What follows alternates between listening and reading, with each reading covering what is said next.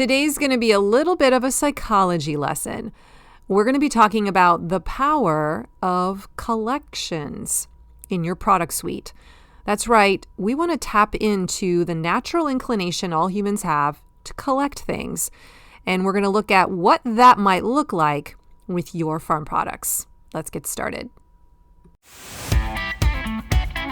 Hey there, this is Corinna Bench, and welcome to the My Digital Farmer podcast. In today's market, it's not enough to just grow your product. You've got to know how to sell it too. Welcome to the My Digital Farmer podcast, where we reveal online marketing strategies and tips to help farmers like you get better and more confident at marketing. Learn how to find more customers, increase your sales, and build a strong brand for your farm. Let's start the show.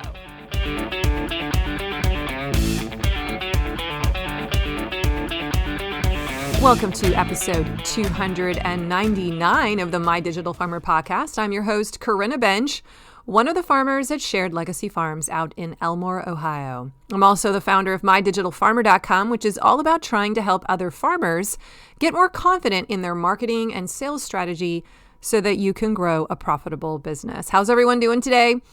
Welcome back to the show. A big shout out to all of my regular binge listeners. And if you're new to the podcast and you just discovered me, I'm so glad you're here today. And there's an awful lot for you to listen to if you want to get caught up. Make sure you subscribe to the show. Go check out my first 10 episodes. That's always where I direct people if you're really new to the marketing space and you need to kind of learn the lingo. I designed them long ago to do just that, to walk you through the marketing jungle. But you can also certainly look through all of the archives, all 299 episodes, and see what strikes your fancy when you check out the titles. There's so much good stuff here, and I hope that you get a chance to find what you need. So thanks for being here.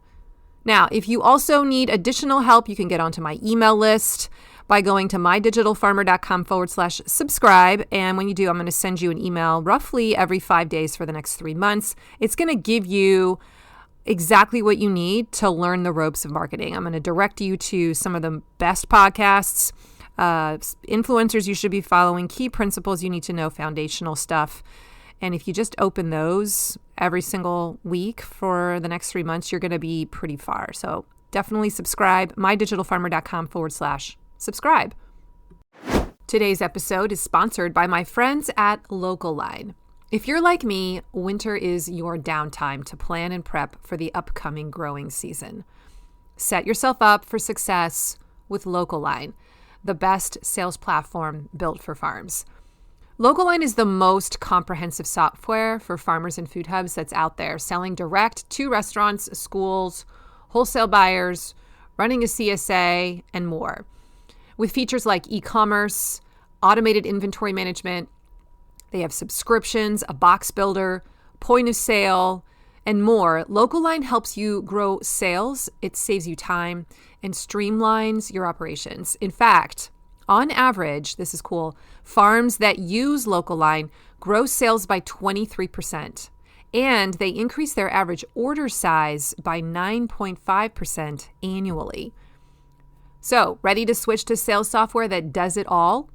Local-Line has no setup fees, no sales percentages, and your onboarding manager will migrate your storefront for free, so you'll be up and running in no time.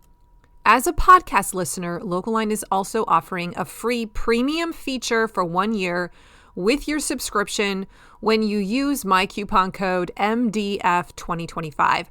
So to claim it, go to mydigitalfarmer.com/Local-Line and then enter that coupon code MDF2025. Don't wait. Start your season strong with Local-Line today.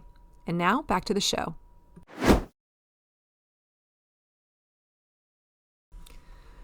Today's topic was inspired by a visit to the grocery store last month. I remember I was in the spice aisle and I happened to notice right at my eye level a whole new section of spices that I had never seen before. It was the Meijer brand. Meijer is our local grocery store.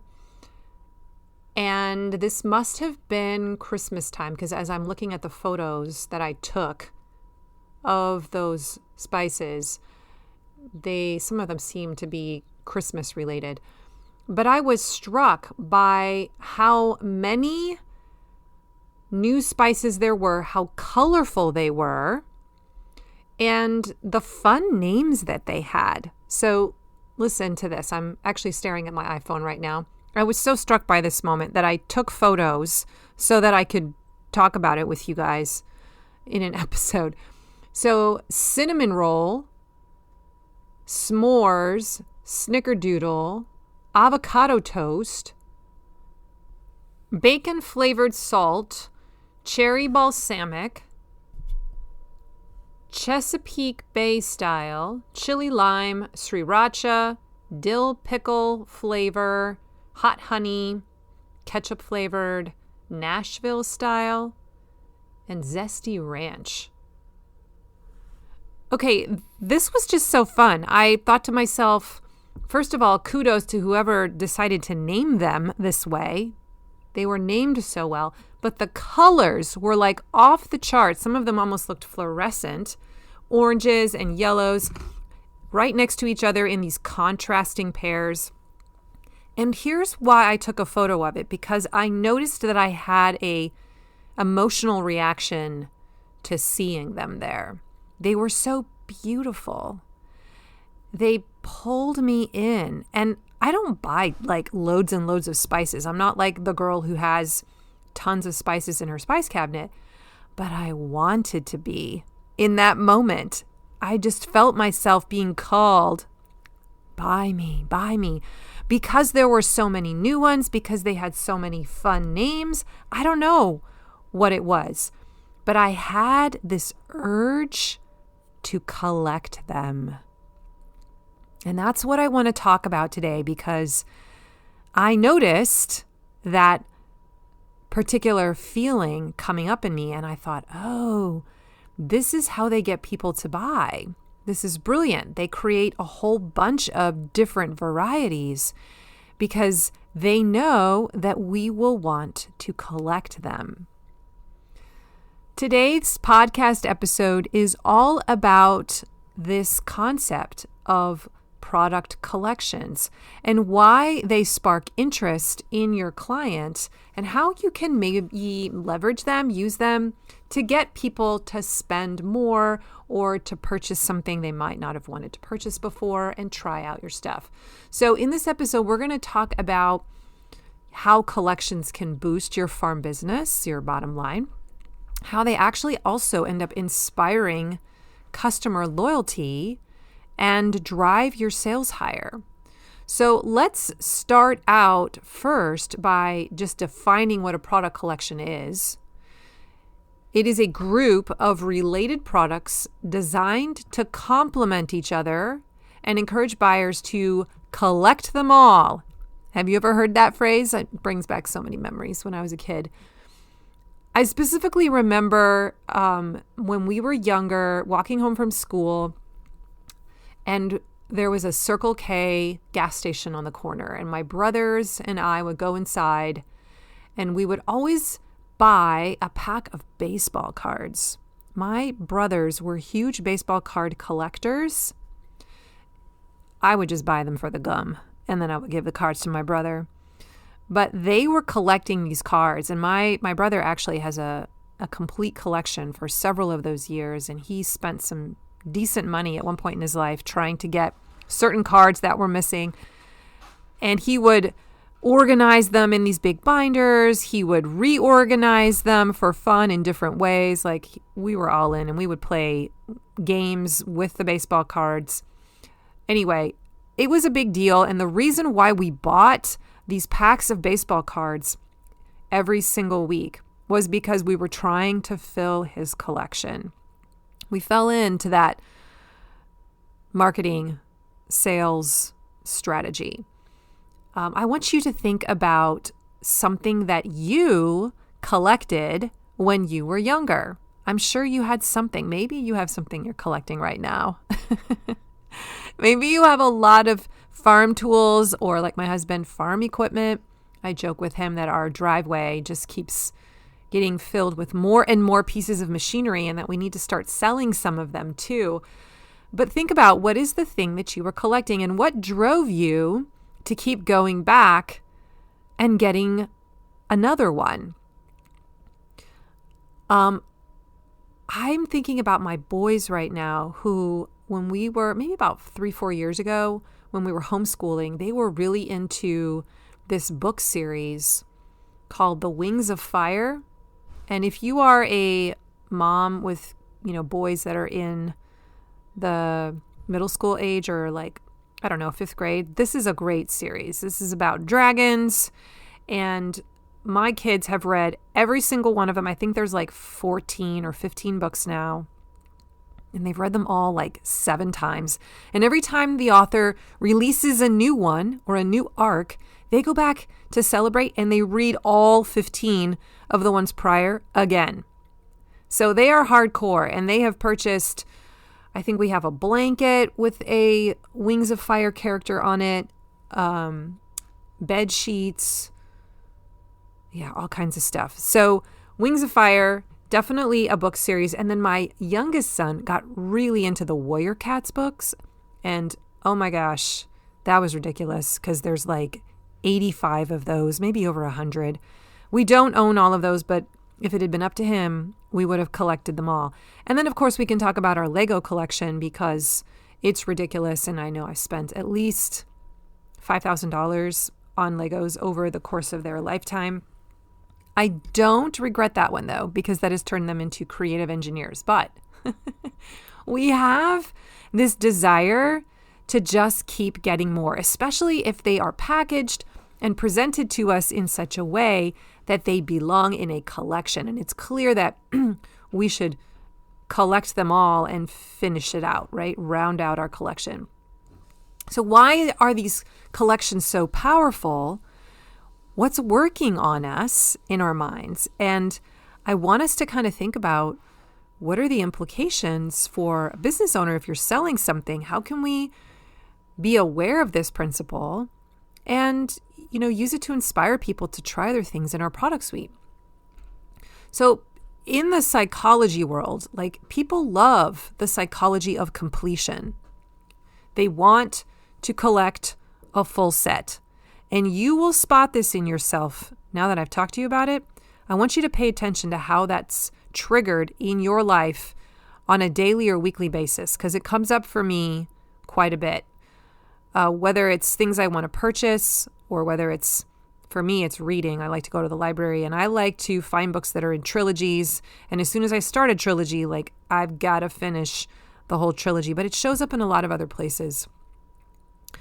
Collections can also make a product feel exclusive and special. If it's not just a one-off, but it's part of a larger series, now it feels like you belong and that you're, you're part of a special club because you know the secret and you've watched all the things and you're like everyone else who's hardcore and into this product line.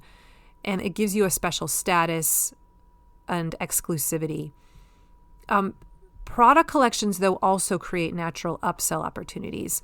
And I'm sure that you've heard this before, but, someone will tell you if you're trying to purchase something, they'll say, well, if you loved this, then you'll love this one over here, right? There's this natural ability to pair it with the thing that came before or to lump it together with things that are kind of similar. Now, remember, in the sales world, one of the ways that we can increase our revenue pretty significantly is by pulling the frequency lever. So this is getting a customer to come back and buy multiple times. So if you have one customer who spends, let's say $50 with you every time they shop, then one way that you can make more money is to get more people to come back and spend $50 with you every time they shop more than once, right? If there was a strategy we could develop to get people to come back and buy more frequently, that would pull the frequency lever. That would bring us more revenue. Similarly, if we can get people to spend more every time they do shop with us, that's called increasing the average order value. That's another way that we can pull a revenue lever, increasing the AOV. And so both of those levers can be pulled by using the power of collections. If you have a product that your customer always comes and buys on a weekly basis, and now you create another one that's very similar to it, a new variety, or that's naturally paired with it, now you've just given someone an opportunity to come back and add more things to their cart, or an excuse to, I'm going to go back next week and buy because I want to try that other variety that they just launched that's a lot like the one I like, right? So natural upsell opportunities. I also think that product collections have a visual appeal. So that experience that I had at the grocery store when my eye was drawn to the beautiful colors, the array was like a rainbow of color all lined up together. And I just was bedazzled by it. It was crazy. It was a sensory overload. And I felt compelled to go look at the bottles, to pull them out, to marvel at their names, and just kind of imagine what they would taste like.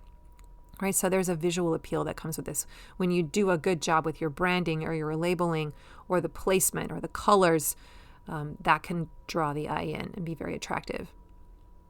Now, collections are a fantastic sales tool. And as I go through today's episode, I want you to be thinking about what is something that I have in my product suite right now that I could bundle into a collection. Or maybe you only have one or two things in your product suite. What is something I can add, a new product I can create and position it as part of a collection? So think in terms of like a series of books, like the Wings of Fire books, that a person reads that first one, gets drawn into the story, and there's a hook at the end, and they want to come back and read the second book because everything's been positioned and they need to know how the story ends. So they come and buy the second one, right? Like, how can we do something similar to that? How can we set up a trilogy, multiple arcs, whatever, to make people desire to buy more often? So a collection will turn one product into a series of touch points for your customer. Do you see that? So they may have just started out at the gateway product, like you say, start here, this is what everyone loves. But if you then have a collection, it makes it very obvious what the next purchase should be, and people are more likely to take that second step. Collections also make marketing campaigns easier because you can focus on a theme instead of trying to talk about a lot of different products you sell, and they all get some attention here and there. If they're positioned as part of a collection, you have a chance to talk about all of them together as one item and market the whole concept or the whole category, and then they have kind of some choice when they come in then to look at it. I'm thinking of like Farm Marketing School, which is the product I sell here with Digital Farmer, is a great example of that, because Farm Marketing School was built as initially as just initial one-off marketing workshops where I wanted to teach farmers, here's how you build an email nurture sequence. Let's get it done. Let's actually spend, a whole month making this the project and getting it built. And okay, here, let's work on how to put together a promotional calendar. Like, you need that for your year if you want to make revenue. Let's spend some time learning about it, and then you build it this month, right? I did a whole bunch of one-off workshops, and they are all kind of interesting in and of themselves and helpful. But then the more of them that I created, the more I began to see, well, I can actually collect them into one large school. Because before I would just sell them as one-off workshops. And now I'm like, well, let me just put them all into Farm Marketing School, and people will pay for access to the entire collection. And then they can just decide what they want. And every few months, I add another product, another workshop into the collection, right? There's something kind of simplistic about it. And it makes it easy for me to focus when I talk about it on the theme of, hey, I have workshops that teach marketing that help you build marketing assets. I don't have to find a way to talk about all 15 or 16 specific projects in my podcast or whatever, that gets confusing. Instead, I can lump them all into one generalized category of marketing workshops and advertise them that way, right? So it really allows you to focus and get clear and more simple in your language. And then, of course, it also encourages repeat purchases. We've already said that customers keep coming back to complete the set. So if you have a elaborate plan where you're developing some products, maybe they're value-added products, and maybe you're like, I think I can develop 5 or 6 this season, or 4 or 5, and you release a new one every couple weeks to your audience. And slowly by the end of the season, you have this collection that people can buy.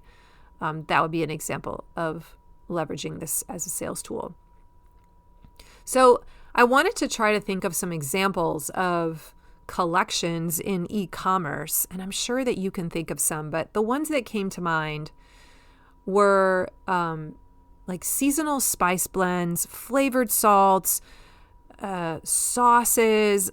I know when I do these different challenges and contests with my CSA members, I often offer some kind of a prize to our winner. And I like to go and look online for cool food-related bundles or collections of items and offer that as the gift. And so that's kind of where my head is right now, because we just came out of selling a chicken share, and I had a contest and somebody won a prize. And I told people, well, the prize is going to be a chicken marinade gift set.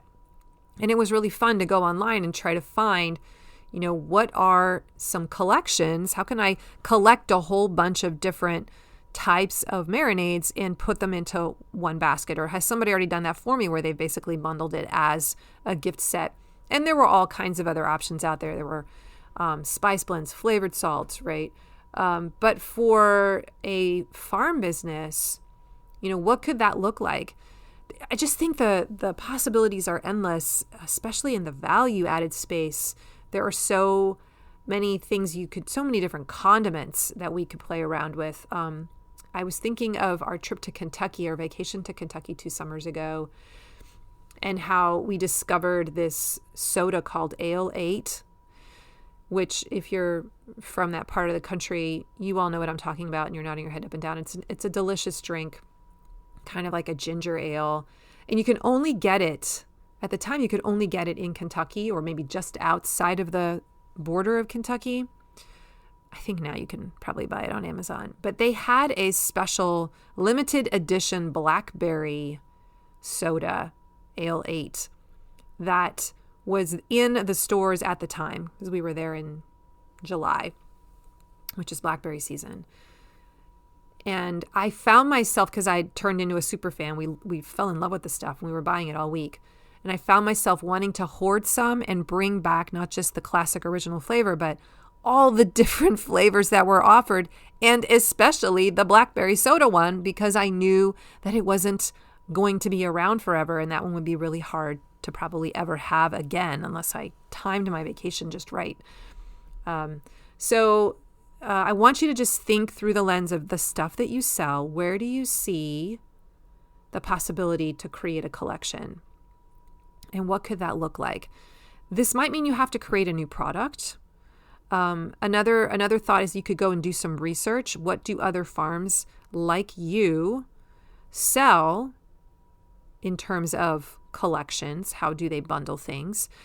You could also try going to ChatGPT and asking it to help you identify some ideas. Give it some context, what kind of a farm you are, what kind of customers you sell to, what types of things you currently produce, and then just ask it to give you 10 ideas for collections, product collections that you could put together, how you could name them, how you would price them, and so forth.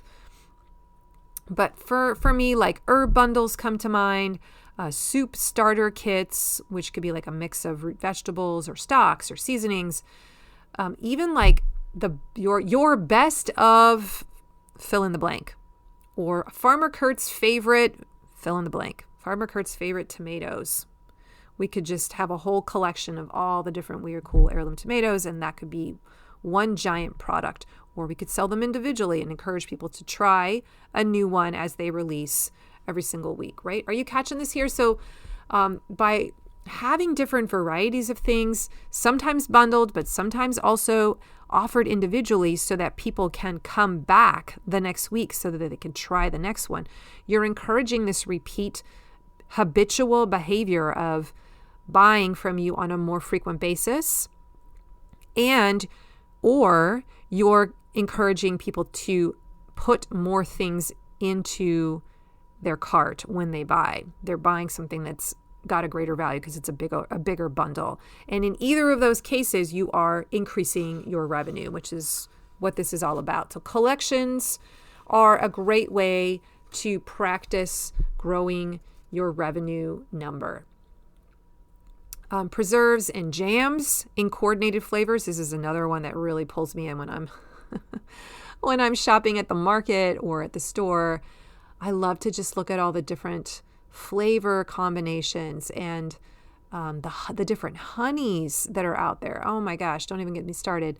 So if you're a meat producer, maybe there's meat packs with cuts that suit specific cooking styles, like grill packs or slow cooker packs, salsa packs.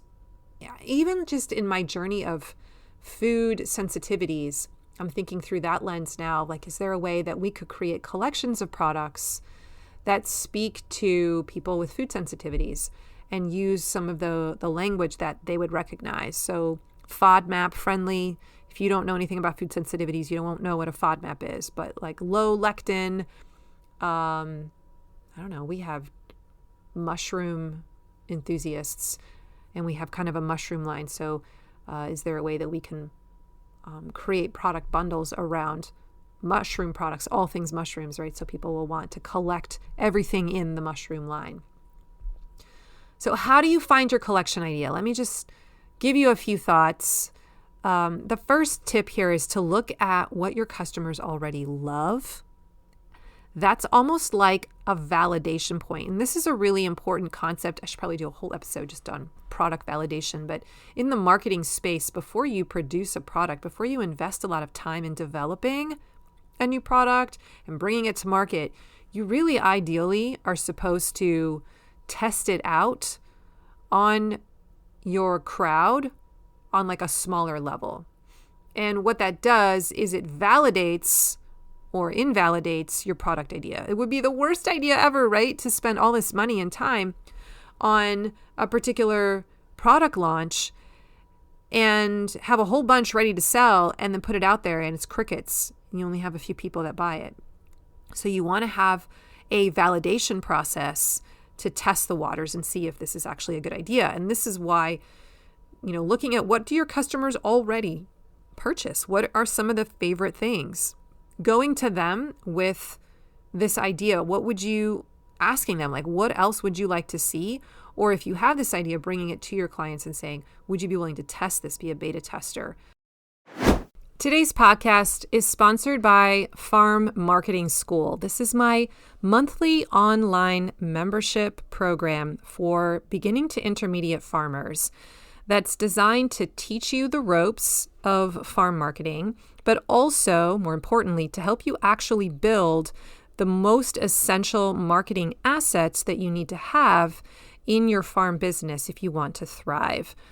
Now, I know you know how important systems are. You have systems in your business for all kinds of things in the production realm, but you also need systems in your marketing and sales, especially if you want to scale up and get to that point where you can have a team, hire a great group of people, and be less and less involved in the minutia of your business. So inside of Farm Marketing School, there are over 15 different classes that you can take. You join for a monthly fee and you can have access to all of them. You can binge them all if you want, or you can be selective about which ones you want to deploy.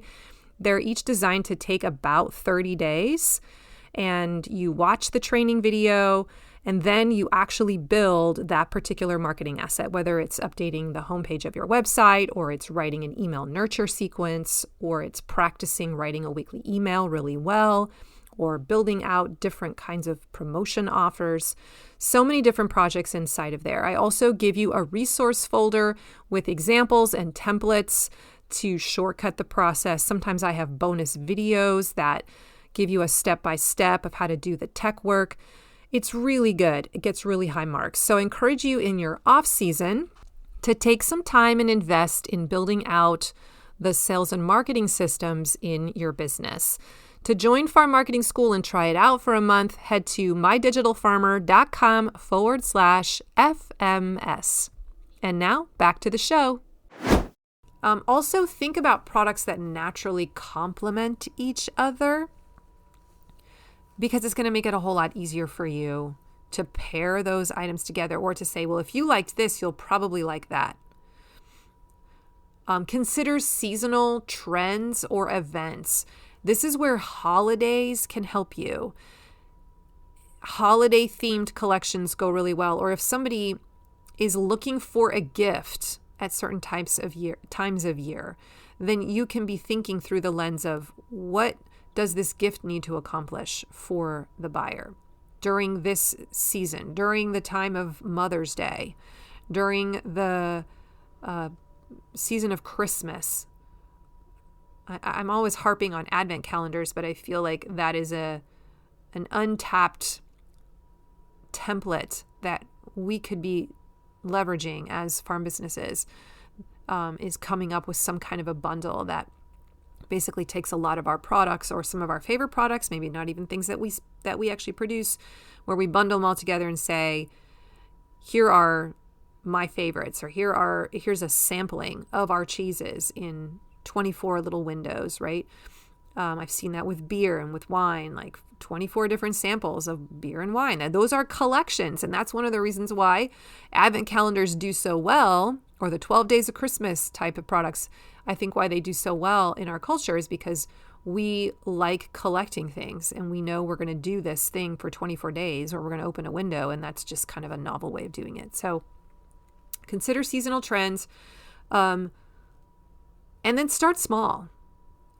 So try just bundling 2 or 3 items, or coming up with 2 or 3 varieties of something, and then expand based on customer feedback.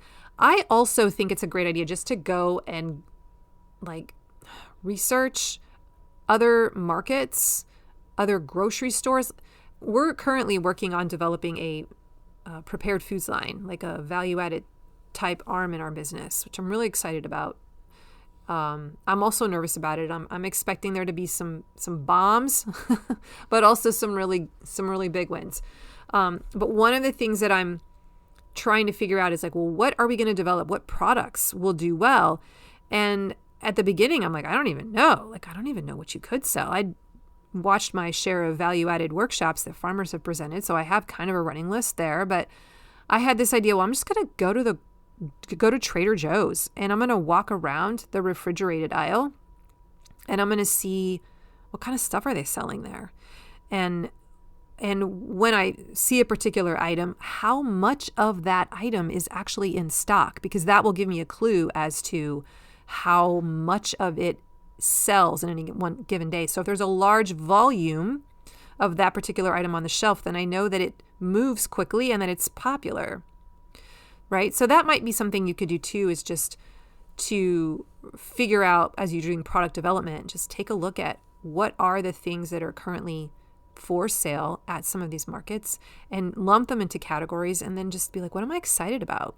What's something that would be easy for me to try in a small test trial where there isn't a ton of investment on my end, because it could not go well, right? It could be not popular, and then you're not really out a whole bunch of time or money.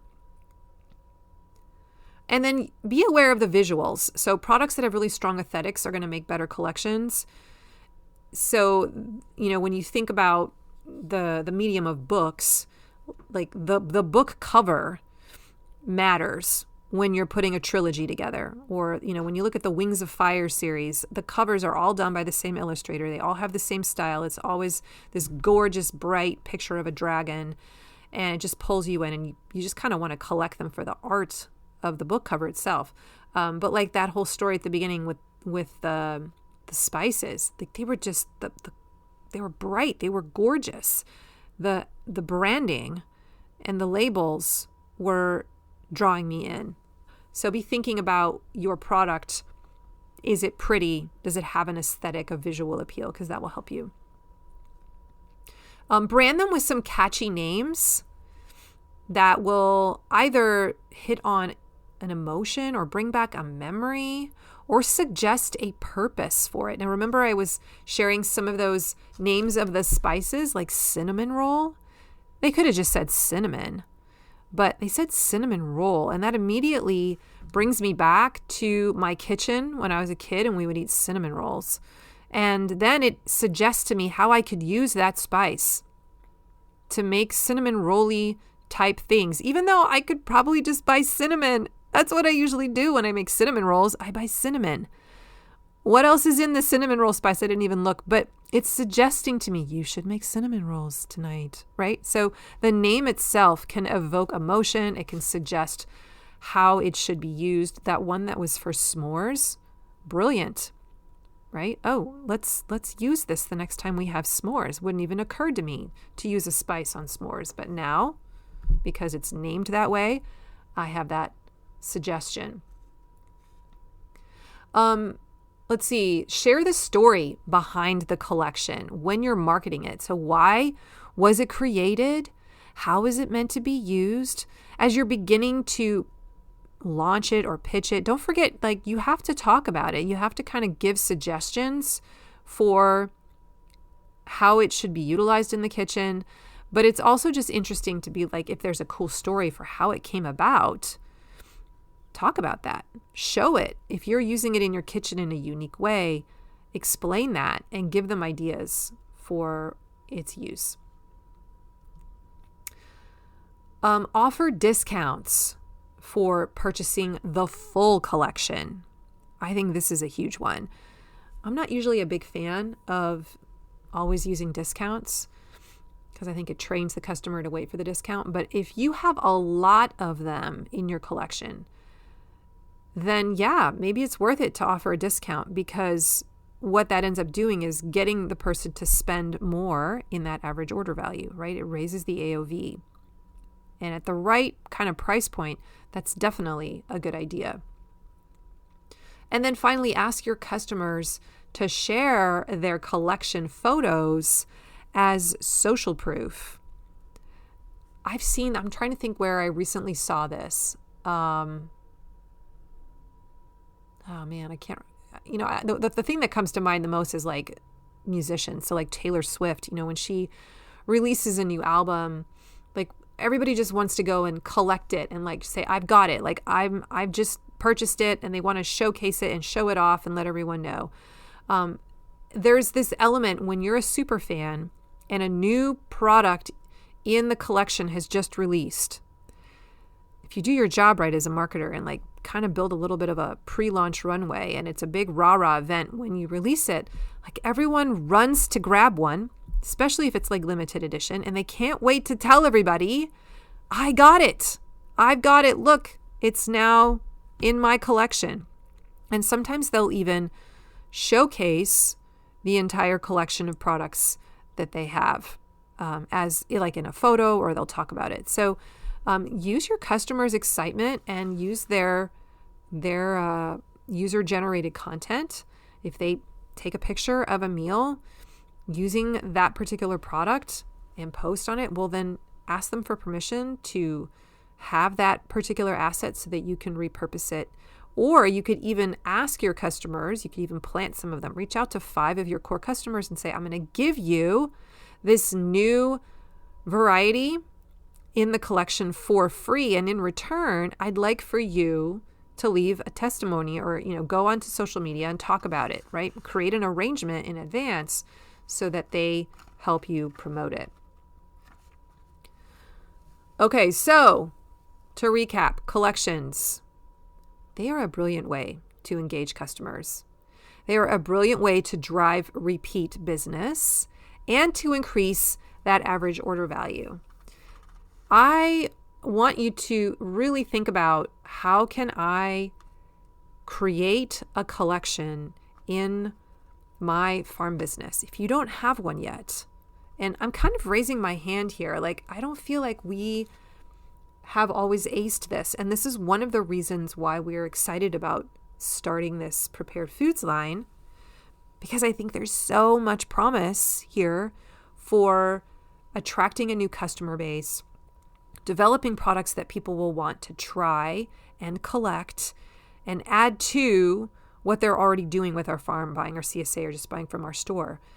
And I think there's a ton of opportunity here, especially in the value added space, but even among like those of you who are just vegetable growers.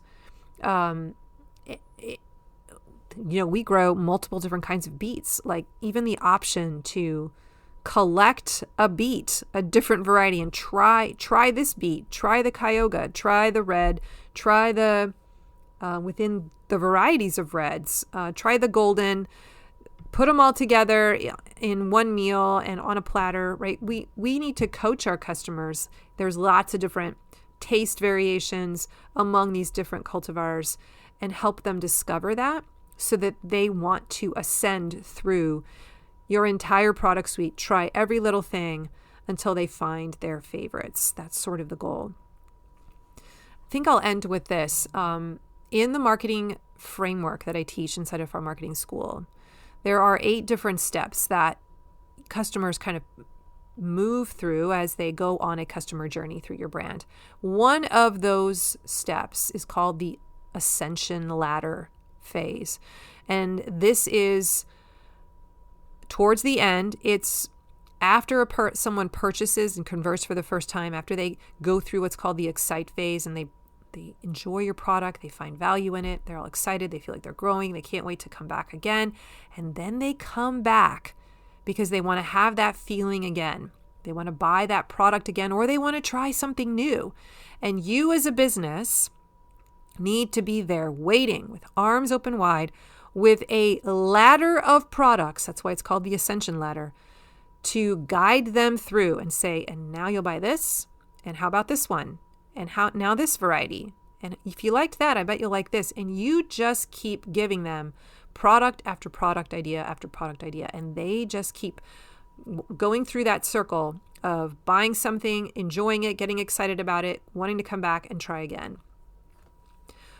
If you can build a great product ascension ladder and a process to guide them through it, it will be much more likely that they buy from you multiple times, much more likely that you pull that frequency lever. And there's a reason they call the ascension ladder phase the profit maximizer phase, because that is where you will make your money in your business, getting your customers to the profit ladder. So collections is one of the key ways that we do that. We have to have things to sell. We have to make more offers. And sometimes that means bundling things together or creating new products and suggesting something else for our customers to try. So this week, your homework is to take a look at your current offerings and see if you can create a collection from the stuff you already have. Just bundle it together, name it something else, package it a different way, position it a different way. Maybe remove it from your store for a season in your business, and then it only arrives for 4 weeks in your year when it's available, and then it just sells like crazy, right? Just play around with how you offer it. The other option is for you to actually create a product collection, to brainstorm what that could look like. And maybe step 1 for that is just to do some research and figure out what could it even be. Walk through your local Trader Joe's or your farmer's market, or go to other farmers and ask them what's selling well in your farm store. What are your collections, and learn what those categories are. All right, my friends, that's all I got today. Today's show notes can be found at mydigitalfarmer.com/299. And if you like today's episode, or if you just had your mind blown from something that was said today, would you please go leave me a rating or a review? Or go tell someone who needs to hear today's message about the show. That's how we get the word out, and I really appreciate all of you who have been doing that.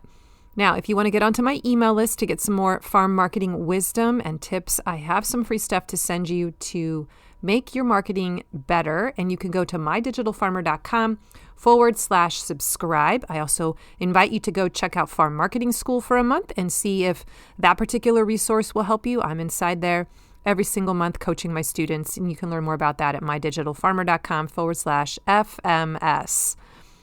Thank you for joining me today. Have a wonderful week. And remember, I believe in you, and I will catch you next time. Bye-bye.